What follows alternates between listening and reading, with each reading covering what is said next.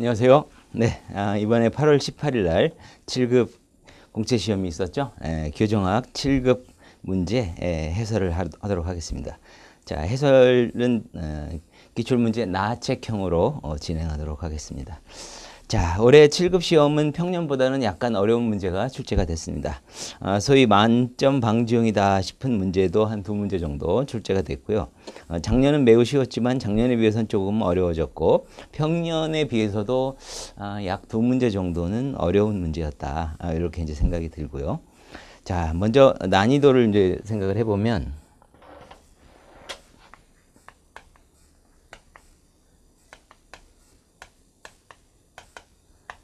상급 정도의 난이도다 생각이 되는 게 한 3문제 정도, 그리고 중급이 12문제, 하급이 5문제 정도. 그래서 중상의 문제가 15문제나 됐기 때문에 전체적으로 체감 난이도는 조금 높은 문제였다, 이런 생각이 들고요. 또 문제 구성, 출제 분포에서도 예년과는 조금 다른 느낌이 있었습니다. 그래서 분포를 보면 교정학하고 형사정책 비율이 교정학 비율이 13문제였고요. 형사정책이 7문제였습니다. 그래서 평상시보다는 교정학 문제 비율이 조금 높았고요. 그 다음에 또 하나 특징은 법령 이론 대비하면 법령 문제가 많이 출제된다고 했는데 이번에도 법령이 좀 더 많긴 했지만 이론 문제가 상당히 많이 늘었다. 그것도 하나의 특징이라고 볼 수가 있습니다. 그래서 교정학의 법령은 8문제가 나왔고요. 그 다음에 이론 부분, 교정학 관련 이론이 5문제, 상당히 많죠. 그 다음에 형사정책 파트에서는 법령이 3문제, 그리고 이론이 4문제.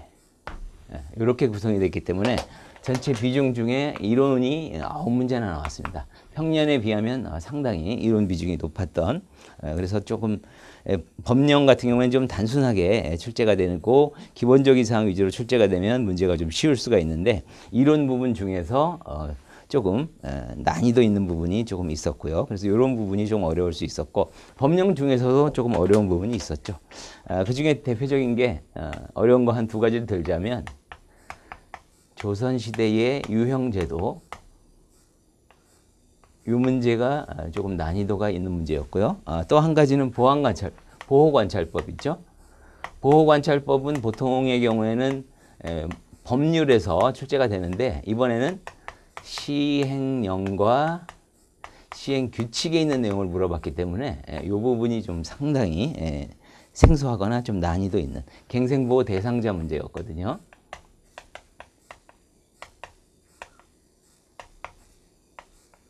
그래서 이 2문제 정도가 특히 어려운 문제였다, 이렇게 생각이 듭니다. 자, 그럼 바로 1번 문제부터 진행하도록 하겠습니다. 자, 1번. 범죄 원인론에 대한 설명으로 옳지 않은 것은?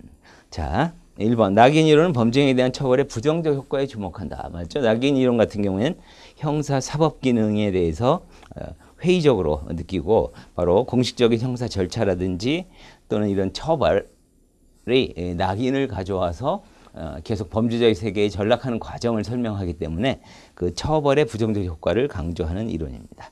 그 다음에 2번째. 통제 이론은 모든 인간이 범죄를 저지를 수 있는 동기를 가지고 있다. 그래서 모든 사람은 범죄를 저지를 가능성이 있다. 이것은 이제 통제 이론을 통해서 예를 들면 법률적 통제다 그러면 일반 예방이나 특별 예방적 효과를 처벌을 통한 특별 예방이나 일반 예방 효과를 강조하고요. 그 다음에 허쉬의 사회 유대 이론 같은 경우도 똑같이 모든 인간은 범죄를 저지를 가능성이 있으나 사회 유대나 연대 요소에 의해서 범죄의 가능성이 약화된다. 이렇게 설명을 하니까 옳은 지문이죠. 다음 3번. 3번이 정답입니다. 일반 긴장 이론은 계층에 따라 범죄율이 달라지는 이유를 설명하는데 유용하다가 아니라 유용하지 못하다라고 해야 됩니다. 왜냐하면 일반 긴장 이론은 머튼의 아노미 이론을 또 미시적 관점에서 긴장이나 스트레스가 범죄의 원인이다. 이런 설명을 이제 강조한 이론인데 그 원인에 대한 설명만 했을 뿐 그 계층에 따라 차이가 있는 거에 대해서는 아무런 설명을 못 한다라는 비판을 받고 있습니다. 따라서 3번이 정답이고 그다음에 4번 사회 해체론은 지역사회의 안정성, 주민의 전출입, 지역사회의 통제력에 주목한다. 맞죠? 그래서 그 해체된 지역사회의 고유한 특성이 안정적으로 지속이 되고 주민들이 수많은 이동성 그리고 지역사회의 통제력 약화 이런 것 때문에 그 지역의 어떤 비행 문화의 특징이 존재한다. 이런 설명을 하고 있기 때문에 옳은 지문입니다. 자, 3번이 답이고요. 다음 2번 문제. 범죄 문제에 대한 고전학파의 특징에 대비되는 실증주의 학파의 특징으로 옳지 않은 것은 이 문제는 좀 쉬웠죠? 고전학파와 실증주의의 가장 핵심적인 내용만 우리가 떠올릴 수만 있다면 답이 될 수가 있겠고요. 1번에 경험주의고 과학적인 접근, 실증주의 맞고 2번에 인간이 통제할 수 없는 영향력, 그래서 소질 환경에 의해서 자기 스스로 통제할 수 없는 어쩔 수 없이 범죄를 저지른다. 이런 이런 결정론적 시각이죠. 결정론적 시각을 가진 측면에서 실증주의 맞고 그다음에 4번을 보시면 범죄 행위를 유발하는 범죄 원인을 제거하는 것이 통제에 효과적이다. 그래서 소질이나 환경 이런 원인을 제거하는 게 바람직하다. 처벌보다는. 그래서 1, 2, 4번이 옳고요. 3번이 답입니다. 사회적 책임보다 위법 행위란 개인의 책임을 강조한다는 것은 고전주의 시각이죠. 자유의지에 의해서 그 개인이 범죄를 스스로 선택을 했기 때문에 고통과 쾌락을 비교해 선택을 했기 때문에 일정한 개인의 책임이나 처벌을 강조하는 모델을 하면 고전주의 시각이고 실증주의에서는 개인 책임이 아니라 사회적 책임을 강조하게 되는 거죠. 그래서 3번이 답입니다. 자, 다음 3번 문제. 서덜랜드의 차별적 접촉 이론에 대한 설명으로 옳은 것은 자, 1번이 답이죠. 범죄행위 학습과정과 정상행위 학습과정은 동일하다. 그래서 예전에 뭐 이론들 같은 경우에는 어떤 사회적 병질자로서 그런 행위를 한 것이다. 이렇게 개개인의 어떤 소질에 초점을 맞춰서 설명을 했다면 서덜랜드 같은 경우에는 자연스럽게 인간은 학습하는 존재이고 정상적으로 이렇게 학습하는 것과 마찬가지로 범죄도 똑같은 방식으로 학습으로 이루어진다함을 전제로 하기 때문에 옳은 설명 정답이고요.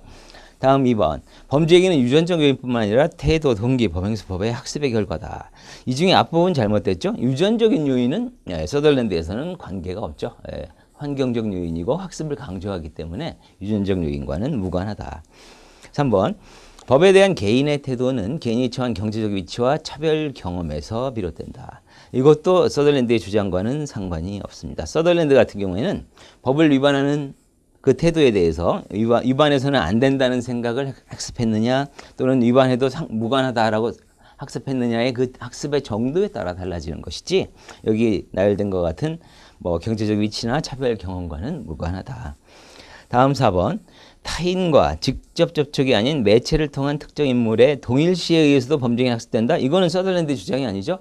글레이저의 차별적 동일시 이론의 주장입니다. 서덜랜드 같은 경우에는 가족, 친구들 간의 이런 직접 접촉에 한해서만 학습된다라고 했기 때문에 틀렸고요. 그걸 비판한 글레이저 같은 경우에는 뭐 대중매체, 영화라든지 TV 속의 주인공을 자신과 동일시하는 과정에서 학습이 이루어진다라고 주장하면서 서덜랜드의 이론을 비판했죠. 그래서 옳은 것은 1번입니다.